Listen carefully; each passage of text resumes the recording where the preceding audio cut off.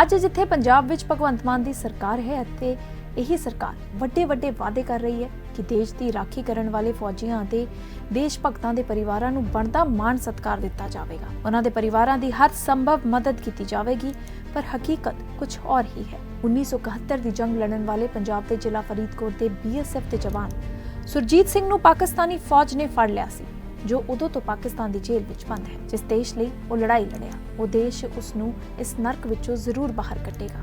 सालां तो यही आस लगाई बैठा है इस फौजी का परिवार, पर अज तक इस परिवार नू लीडरां दे भरोसे ही मिले हैं। सुरजीत सिंह पुत्र अमरीक सिंह ने देश के हर वड्डे छोटे लीडर का दरवाजा खड़काया, पर किसी ने भी इस बंदी नू पाकिस्तान तो भारत लियाउण दा राह नहीं पाया। पंजाब दे मुख मंत्री भगवंत मान ने चोणां तो पहलां अमरीक सिंह नू अपनी कार विच बिठा के वड्डे वादे कीते सन, लाइव होके लोकां नू विखाया, पर चोणा खत्म होंदे ही सब कुछ भुला विसार इस फौजी दी पोती ने सरकार नू गुहार लाई है कि जेकर इह सरकार उसदे दादे नू वापस नहीं लिया सकती, जां तां सानू मार दिओ जां देश तो बाहर कढ दिओ।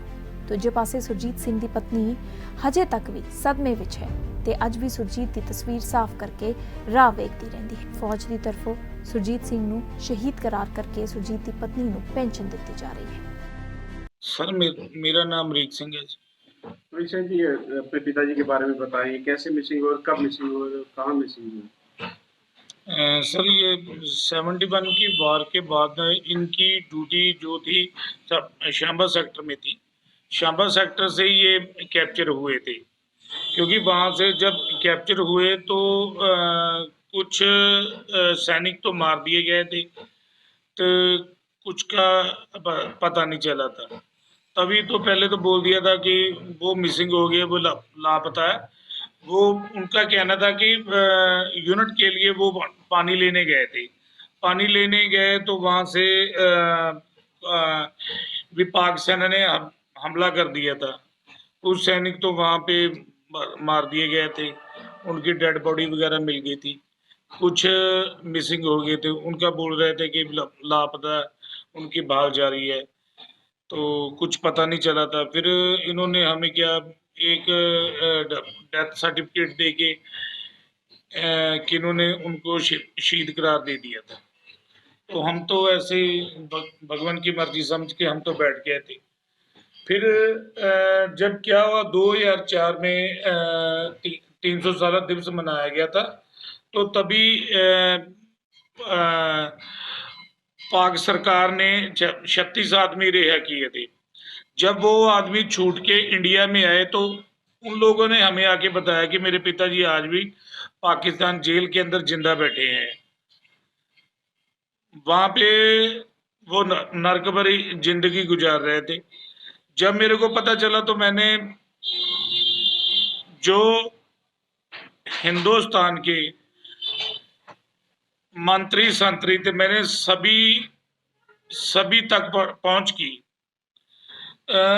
समय अनुसार जहां भी मेरे को बोला जाता था मैं वहां जाता था, लेकिन मेरे को भरोसा ही दिया गया खाली, लेकिन सफलता नहीं मिली सर। तो बात की जाए कि किससे कहाँ गुहार लगाई आपने? सर समय के अनुसार जितने भी विदेश मंत्री थे मैं सभी से मिला हूँ। कुछ बड़े चेहरे नेता, बड़े चेहरे भी थे, जैसे नवजोत सिंह सिद्धू जी 2005 में मेरे साथ जंतर मंत्र में धरने पे भी मेरे साथ बैठे थे। वो काफ़ी हल्ला किया था। नफीशा अली जी से नफीशा जी थे, स्मृति ईरानी जी थे, तभी उन्होंने भी काफ़ी हल्ला ही किया। उसके बाद किसी ने कोई चर्चा नहीं की है। फिर क्या हुआ, एंटी टेररिस्ट फ्रंट के चेयरमैन थे मनिंदरजीत बिट्टा जी, कि उन्होंने भी मेरे साथ वादा किया था कि वो मेरे पिताजी को पाक सरकार से, पाक की जेलों से निकाल के लेके आएंगे।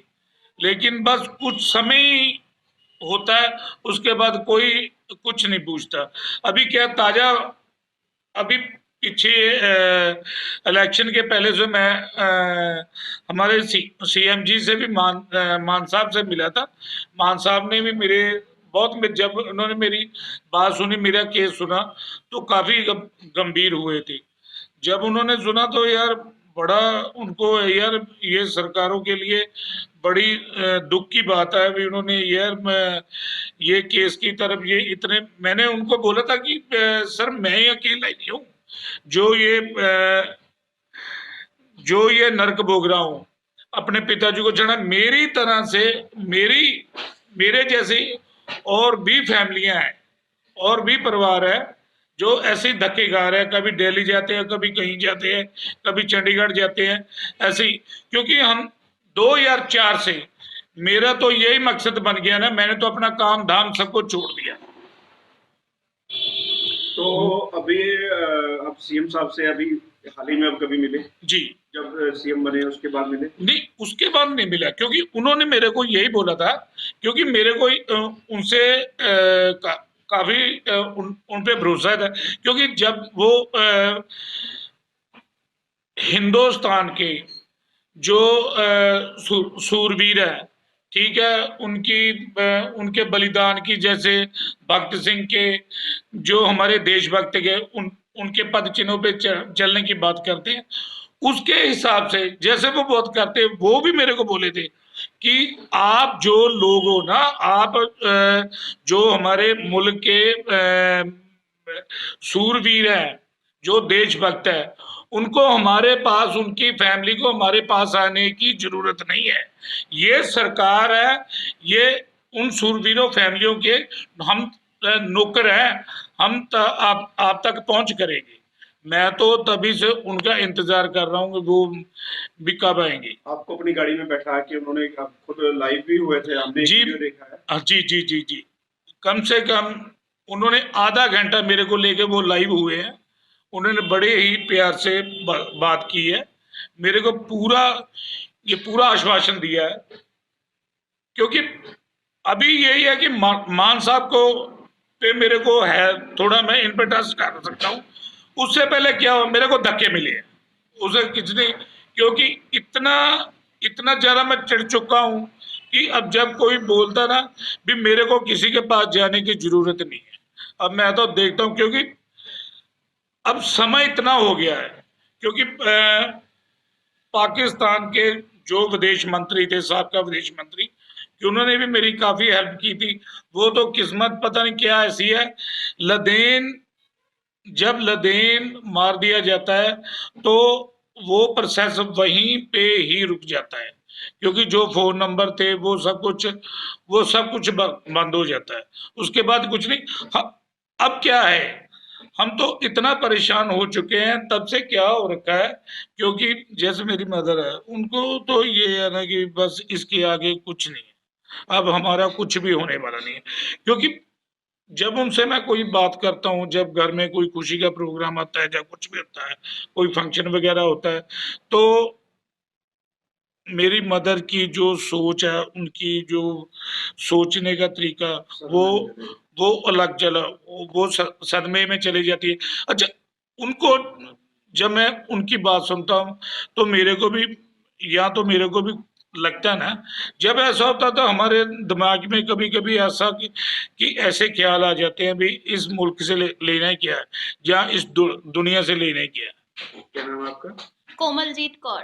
तो क्या कहना चाहेंगे अब आप अपने दादाजी को? हमने सुना भी एक लेटर भी आपने लिखा है सेंट्रल गवर्नमेंट को, क्या लिखा? जी, मैं जो भी मुमकिन कोशिश है मैं अपनी तरफ से कर सकती हूँ हर मंत्री और संतरी तक पहुँचने की। मैं ये बताना चाहती हूँ कि शुरू से, जब से भी हमारा ये संघर्ष चल रहा है, हमारी किसी ने भी अभी तक बात नहीं सुनी है, कोई भी नोटिस नहीं लिया जा रहा है। जैसे कि कुछ सालों पहले ही, जैसे कि आपको पापा ने बताया है, मेरी इतनी उम्र नहीं है कि मैं आपको हर चीज़ एक्सप्लेन कर सकूँ, तो जिन्होंने ये संघर्ष भुगता है वो ही आपको अच्छे से बता सकते हैं। तो थोड़ा समय पहले, इलेक्शंस के पहले, जो हमारे मौजूदा सीएम साहब हैं, वो गाड़ी में पापा के साथ लाइव हुए थे और सारी कहानी बताए जाने पर उन्होंने दावा किया था कि हमारी सरकार आने दो, कि हम आपका जो केस है वो सबसे पहले के आधार पे उठाएंगे। लेकिन बहुत ही निराशाजनक बात ये है कि आज के टाइम में हमारी किसी भी बात में नोटिस नहीं लिया जा रहा। उनके लिए ये चीजें मैटर ही नहीं करती। आप देख सकते हो कोई भी मंत्री होता है, कोई भी जो हमारे लीडर हैं, कहीं पे भी जाते हैं, शहीदों पर, देशभक्तों पर बहुत बड़े बड़े स्पीच देते हैं, लेकिन उन स्पीचों का कोई फायदा नहीं है अगर आप उनके परिवारों को कुछ पूछ नहीं रहे हो। जैसे कि मैंने अभी मेल किया है सीएम साहब को, मुझे पूरी उम्मीद है कि शायद भगवंत सिंह जी हमारी ये मेल को पढ़ें, अच्छे से विचारें और हमारी तरफ थोड़ा सा ध्यान दें कि जैसे हम नर्क भरी जिंदगी ये बिता रहे हैं, इसमें हमें शुक्रगुजार होने का मौका दें। सीएम के अलावा किसी और को भी आपने लेटर डाला है? जी, विदेश मंत्रालय में लेटर मैं भेज चुकी हूँ, सारी स्टोरी उनको बता चुकी हूँ, और सभी लीडर जहाँ तक मेरी मुमकिन कोशिश है मैं पूरी कर चुकी हूँ अब तो तक। कोई किसी का रिप्लाई है? नहीं, अब तक कोई रिप्लाई नहीं आता। मैं देख रही हूँ कि जैसे उनको कोई नोटिस ही नहीं है। जैसे सरकारी काम कहने को आप देख सकते हो न्यूज़ चैनलों में कि आपको कोई भी तकलीफ है, हमें बताओ, हमें मेल्स करो, हम घंटे के अंदर इतने टाइम पीरियड दिया जाता है कि उसके अंदर अंदर हम उसका जवाब देंगे। लेकिन बहुत ही निराशाजनक ये बात है कि हमें अभी तक कोई भी रिप्लाई नहीं कितनी देर मिला। हो गई मेल डाले? सर, मैंने पहले भी काफ़ी मेल्स की हैं और फ्रेश मेल ही मैं कल भेज कर हटी हूँ, जिसमें मैं सारी स्टोरी अब तक की बता चुकी हूँ। तो अब सरकार से क्या मांग कर रहे हैं? सरकार से अभी यही मांग कर रहे हैं कि अगर आपको सच में कोई दिलचस्पी नहीं है, जो आप अपने भारत की, अपने देश की बातें करते हो, बड़ी बड़ी शहीदों की बातें करते हो, अगर आपको सच में कहने की बातें करनी है और उनसे कोई भी ताल्लुक नहीं है आपको, कि आपका कोई लेना देना ही नहीं है, अगर कोई मरता है, कोई फौजी जवान परिवार है, कोई मरता है तो मरी जाए, तो फिर आखिर में उनसे एक ही मांग रह जाती है कि हमें या तो देश निकाला दिया जाए या हमें इच्छा मृत्यु दी जाए।